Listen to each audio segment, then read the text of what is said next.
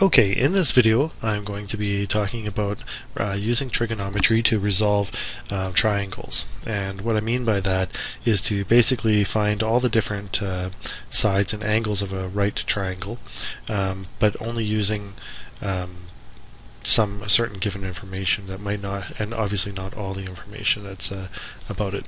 So I'm going to go through 5 different scenarios, each one talking about where we start off with a different type of information, and from there I'm going to show you how to find out all the rest of the information from the triangle. Now all of these examples are going to seem quite similar to each other, but they're not really, and also some of them I need to use the arcsine command, or the arcsine or arctan or arccos, which is looks like this: arcsine, cos, arccos, and arctan. Okay, like this. Basically, these are the opposite operations of sine, cosine, and tan. If you don't know what sine, cosine, and tan are, you should watch my other video on the basic trigonometric ratios. But because the Windows calculator doesn't have those, only has sine, cos, and tan, doesn't have the arcsine, arccos, and arctan, then I'm going to have to do it on my calculator, which is not visible to you, and you'll just have to take my word for it that I'm doing it correctly. If you don't believe me, then feel free to take your own calculator and follow along, and you should get the exact same answers, unless I'm wrong or your calculator is broken or you're wrong, any of which could be true. Okay, so let's start off with just a simple example here, and what I'm going to do is I'm going to start off with the example of taking a triangle where it gives you one angle at 50 degrees and let's say a hypotenuse of 7. Okay, and what we're going to do, what you're typically asked to do with a question like this, is to find another side or another angle or something like that. Typically they wouldn't ask you to find the other angle because that would be too easy. Nonetheless, using just one side and one angle, I can find all the different sides of and all the angles of the triangle, of a right triangle. Now if this is not a right angle, then that becomes substantially more difficult and it might be impossible. So anyways, let's take a look. So what I know is that all of the sum of all the angles in any triangle, all the angles, interior angles, add up to 180 degrees. So this angle is 90 degrees. So what this means is that the sum of the angles, okay, this is sigma, a Greek sigma, and it means sum of. Okay, so the sum of the angles is equal to 180 degrees. Okay, and what I can do then is I can say, well, I have this angle theta. Okay, and so I can say 90 plus 50 degrees plus theta is equal to 180. Okay, so 140 degrees plus theta is equal to 180 degrees. Okay, and that would mean that theta is equal to 40 degrees. And that's a fairly easy one to figure out there. So right away from this triangle I know that theta is 40 degrees. Okay. Now from this, what I can do is I can take advantage of some of the trigonometric ratios. Now you may remember that we have 3 main ones that we're going to use, and that is tangent, which is equal to opposite over adjacent. Okay, sine, which is equal to opposite over hypotenuse, and cosine, which is equal to adjacent over hypotenuse. Okay, and basically whether a side is opposite or adjacent depends on the reference angle that you're using. So if I'm using this 50, okay, then this length over here would be the opposite and this one would be the adjacent. Okay, but if I was using the 40 degree angle, this one would become opposite and this one would become adjacent because it's opposite and beside the 40 degree angle respectively. Okay, so what we need to do is to select a ratio that can help us. Okay, so because we know all of the interior angles, we can really choose almost any one of these except for tangent. Now the only one I know, or what I'm trying to do, is create an equation where I only have one unknown. Okay, so if I use tangent, I will know the angle, but I don't know the opposite or the adjacent, so I'll have two unknowns and I won't be able to use this equation. I can use sine, and we'll go ahead and use sine for this one and cosine for the other side. So what I can do is I can say sine theta is equal to opposite over hypotenuse. Okay, and what I'm going to do is I'm going to use this 50-degree angle here. So I'm going to say the sine of the 50-degree angle is equal to the opposite. Okay, so I'll just call this x is equal to x, okay, over the hypotenuse, which is 7. Okay, and then what I can do is take my calculator and I can find out 50 sine. Okay, so sine of 50 is 0.766, so 0.766 is equal to x over 7. Okay, and from that I can find out that x is equal to let's see, times 7 is 5.36. Okay, now I am rounding, of course, but unfortunately you're going to have to, so 5.36. Okay, yeah, 5.36. Okay, and of course these are unitless right now. If I was working in centimeters or whatever, then I'd work with centimeters or inches or whatever. It won't make a difference about the units anyways. So now that I know that this is 5.36, what I can do is just fill this in, so 5.36. Okay, now what I'll demonstrate is I can use cosine for the other side. Now, if I'm using cosine, I only have the hypotenuse, and I would need to use the cosine of 50 because I need this side, which I'll call y, in order to get for this side to be adjacent. Okay, so then what I'll say is that cosine of 50 degrees is equal to adjacent, which is y, all over hypotenuse, which is 7. Okay, then go to my calculator and find cosine of 50. Okay, which is 0.643. 0.643 is equal to y over 7.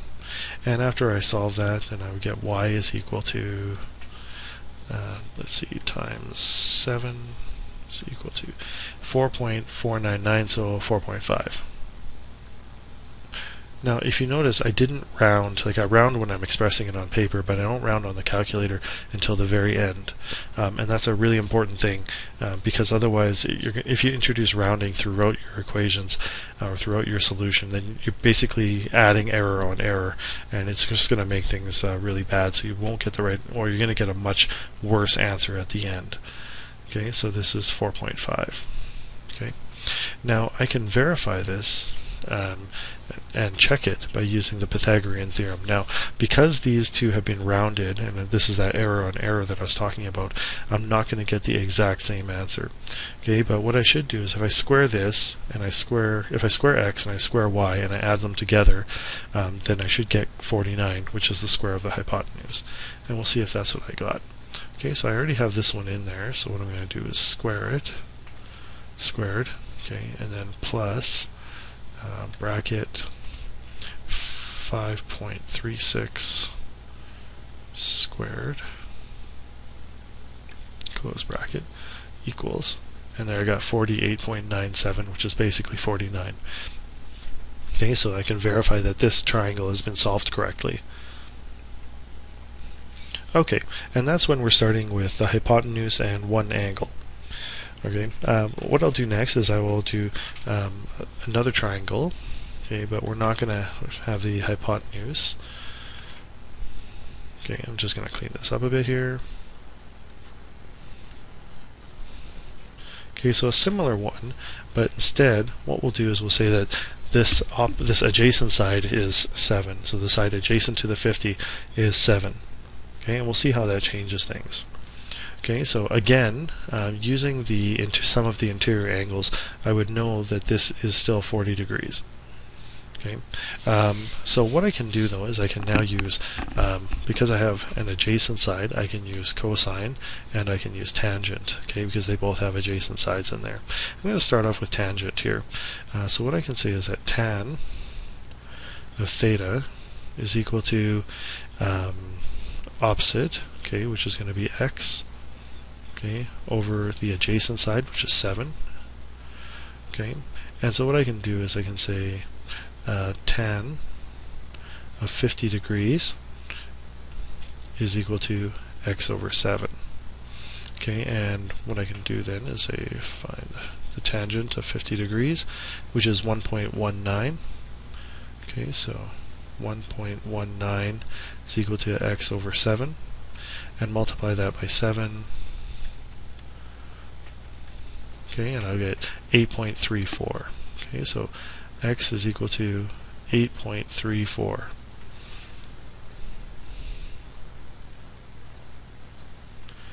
Okay, now from here I could use the Pythagorean theorem to find the hypotenuse, but I'm not going to. Instead, what I'm going to do is I'm going to use the cosine ratio to find it, and then I'll use the Pythagorean theorem to verify that my work is correct, which is actually a pretty good strategy all around anyways. Okay, so what I got is cosine of theta is equal to adjacent over hypotenuse. Okay, so I got cosine of 50, okay, which is equal to, we'll call this h.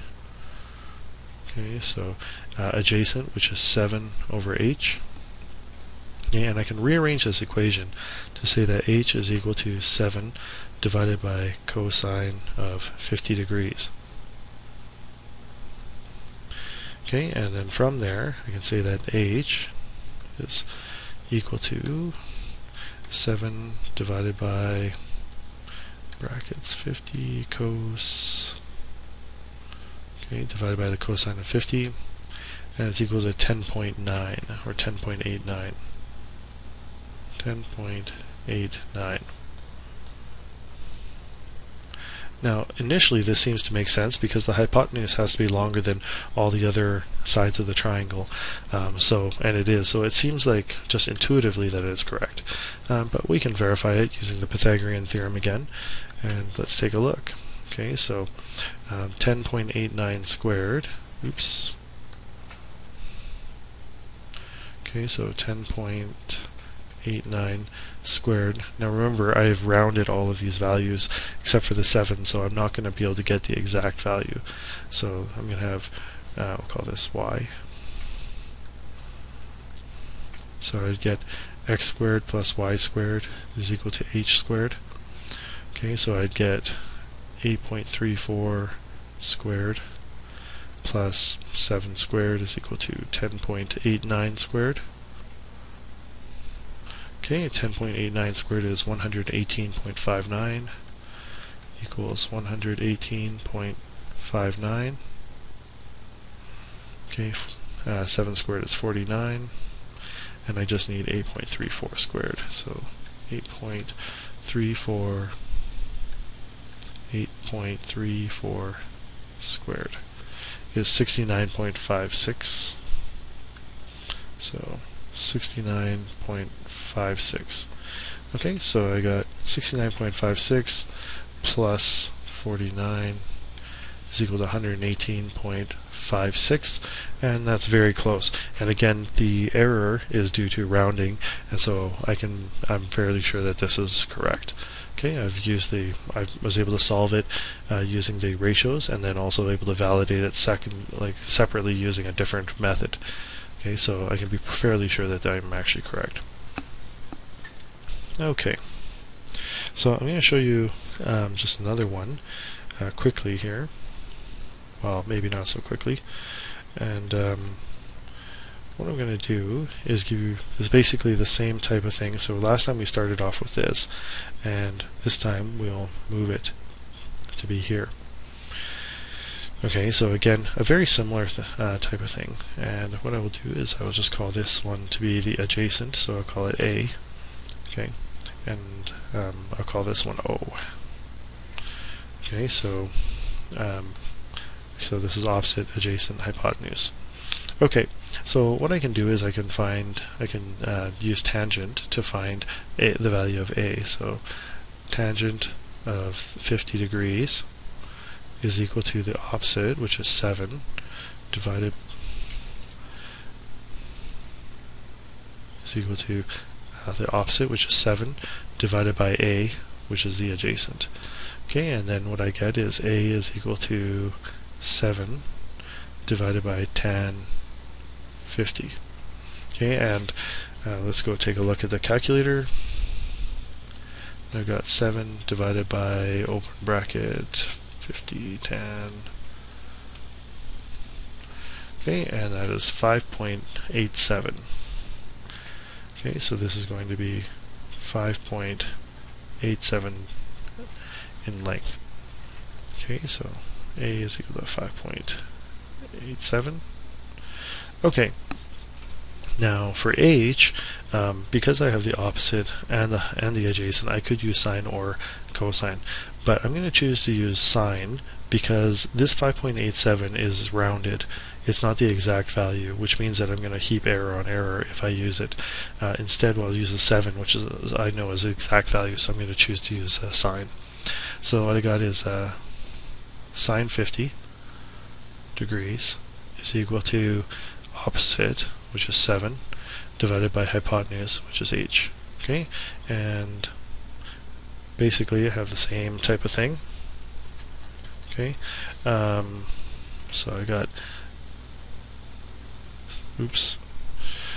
h is equal to 7 divided by sine of 50 degrees. Okay, now you might notice here that these look like they're the exact same equation, so you might think that you're going to get the same number out of it, but you won't, because this is tangent and this is sine. Even though the structure looks the same, they're not going to be the same thing. Okay, and I'll explain that why that is in a future video. Okay, but suffice to say, sine and tan and cos are not all the same thing, and so you're not going to really get them all to be the same. Like, you're not going to get the same results. Okay, so anyway, so I need 7 divided by bracket 50 sine close bracket, and that's 9.14. Okay, so from using this method, it says it's 9.14. Okay, and you can probably guess what I'm going to do right now as what everyone should do once you've resolved this, if you have the time. If you're really struggling in a test or something, then you can skip this step, or but it's a good idea to just do this, especially if you have the time. It's not really that cumbersome, and I'll show you even, like, you can just approximate it. For instance, like, so I can say 7 squared plus 5.87, which is approximately 6 squared, is equal to 9, let's say 9 squared, and we're just going to try and get something close, just to give an eyeball to see if it looks right. Okay, so I get 49 plus 36 is equal to 81. Okay, and when I add these two together, we got 49 plus 36, which is 85. Okay, is equal to 81, and it's not equal to 81, but it's actually, it gives us a fairly close approximation. If you want, instead, what I can do is I could just say, well, okay, oops, I lost that there. So okay, 9.14 squared, okay, minus 49, which is 7 squared. Okay, and I should get, and when I square root this, I should end up with about 5.87, and there's the square root. So 5.877, so very close. Okay, so once again, I can be pretty sure that this set of answers is correct for this triangle. I did forget to put the 40 degrees here, but you could figure that out again just from using the interior angles of the triangle.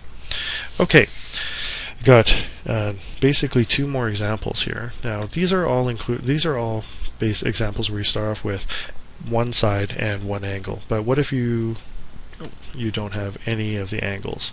Okay, so from my other video, you should know that you can solve any triangle if you have you can solve any triangle if you have a side and an angle, or any right triangle if you have one side and one angle, or two sides. And so I'm going to demonstrate now if you have what to do if you have two sides.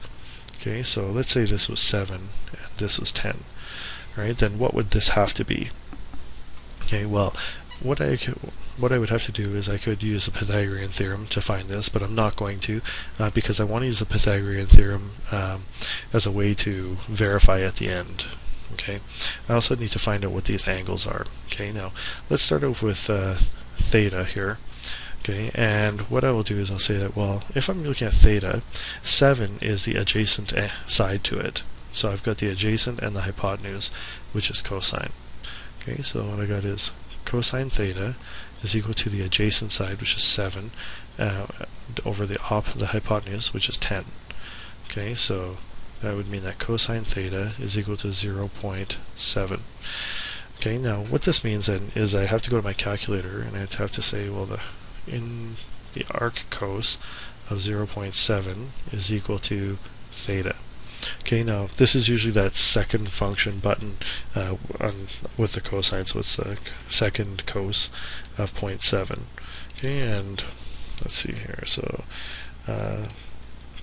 and this is what I was talking about. It's not on the Windows calculator, so I have to do it on my own calculator, and you just have to trust me that I'm doing it correct. So 0.7 second cos, and I got 45.57. Okay, so theta is equal to 45.57. Okay, so I'm just going to abbreviate and say 45.6. 45.6 degrees. Okay, if that's the case, I can use the sum of the interior angles. Okay, so I'm going to put in the actual value. I got 180 minus 90. Okay, from the 90 degrees, and then also subtract 45.572996. Okay, and I get 44.42, so 44.43. Okay, and I'll say that this is 44.4, essentially. Okay, now once I've done this, I've got everything except for one angle from one side here, and for that I'm going to use the tangent. Okay, so I've got is the tangent of 45.6 degrees. Okay, is equal to, actually, sorry, I'm going to just use the side ratios instead. Okay, so now what I have is I need the opposite, and I have the adjacent or the hypotenuse, so it doesn't really matter which one. Okay, so like I can either use, I need to find the opposite, and I have the adjacent, so I could use tan, and I have the hypotenuse, so I could use cos, or I could use sine. Okay, so what I'm looking for is the opposite here, and I'll call that x. Okay, so what I'm going to do here is look at this term. I'll choose to use tangent, for instance, and I'll just say, well, tan of 45.6 degrees, okay, is equal to opposite, which is x, all over adjacent, which is 7. Okay, and then I get 7 times tan of 45.6 degrees, and that's equal to x. Okay, and then I can go back to my calculator and demo this one. So I've got 45.6 tan times 7, okay, is equal to 7.15. Okay, so 7.15. Okay, and then what I'm going to do is go to the Pythagorean theorem and try and verify everything. So if I square this number, I'm going to get 51.09 plus 7 squared, which is 49. So we say plus 49, okay, is equal to 100, which is 10 squared. So if I find the root of that, it's 10, and that's actually a very close 10. So yeah, that's my answer right there. So I can verify that this triangle has actually been completely solved. You may notice that essentially everything is it's almost the same thing every time. Use the sum of the interior angles to solve as many of the angles as you can. then you choose one of your trig functions to basically resolve one of your sides, use another trig function to resolve the other side, and then from there you're going to basically use the Pythagorean theorem to verify. Okay, I'll call this angle alpha here. Okay, that's a Greek alpha. Okay, so before I had 7 and 10 here, but what if I did 7 and 10 like this? Okay, well this becomes not really much more difficult. It's just basically the same thing. It's just we have to choose different ratios. Okay, so what I can do is I can say, well I need to start off by finding one of these angles. Okay, and what I can do is I can say, well, I want to find theta. So tan of theta is equal to the opposite. Now the opposite of theta is 10. Okay, divided by the adjacent, which is 7. Okay, and so then tan theta is equal to, and we'll go 10 divided by 7, okay, which is 1.43. 1.43. Okay, and then if I say the arctan of 1.43 is equal to theta, then theta would have to be, and just give me a moment because I have to use my handy dandy calculator that's off screen.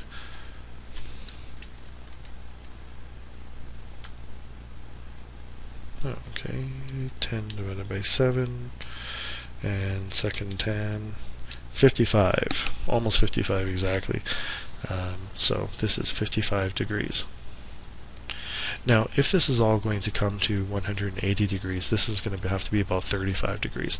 What I'm going to do though is just use tan again to find it in a different way, so just to verify it. So tan alpha is equal to the opposite, which is 7, divided by adjacent, which is 10. Okay, and so then tan alpha is equal to 0.7, and then the arctan of 0.7 is equal to alpha, and I can find that alpha then equals 34.99. Okay, so 35 degrees. Okay, so I know that these are correct. Okay, I verified them using the sum of the interior angles. Okay, then the last thing I need to do is I find the length of the hypotenuse to solve the whole triangle. Okay, and so in this case I can use sine or cosine. I've used cosine a bit, so I'll use sine for this one, but it really doesn't matter as long as you just keep everything straight here. Okay, so I'm going to use theta as well. So I've got sine of 55 degrees, okay, is equal to the opposite, which is 10, divided by the hypotenuse, which I'll just say is h. Okay, that would mean that h is equal to 10 divided, that's a terrible line there, 10 divided by sine of 55. Okay, so then I got h is equal to, and I can do this on my calculator here. So 10 divided by 55 sine. Okay, so 12.2. Okay, so 12.2. Again, it looks right, but I can't really be sure until I actually do this. Okay, so what I'll do is I'll square this. Okay, so I got 149. Okay, so 12 squared is 12.2 squared is 149. 7 squared, okay, is 49. 10 squared is 100. When you add these, it's 149. So this is the correct triangle. Okay, and that's pretty much it for solving triangles. Basically, I've shown you almost well, pretty much every case that there could be. You know, sometimes you know, a teacher or someone could make it a little more complicated by showing you not a right triangle or something like that. So something like a triangle like this. Okay, and then they'll tell you like, you know, the half, and basically what you have to do is divide it into like 2 right triangles or something like that. But basically, as soon as you can break a problem down into right triangles, then it's going to be one of those 5 different examples that I've shown you on how to solve the entire right triangle. Okay, so once again, if you have any questions, please leave a comment in the comment bar or drop me an email or something like that. If you do enjoy this video, please hit the like button, and if you do enjoy this series of videos, don't forget to subscribe. Thanks a lot, and have a good day.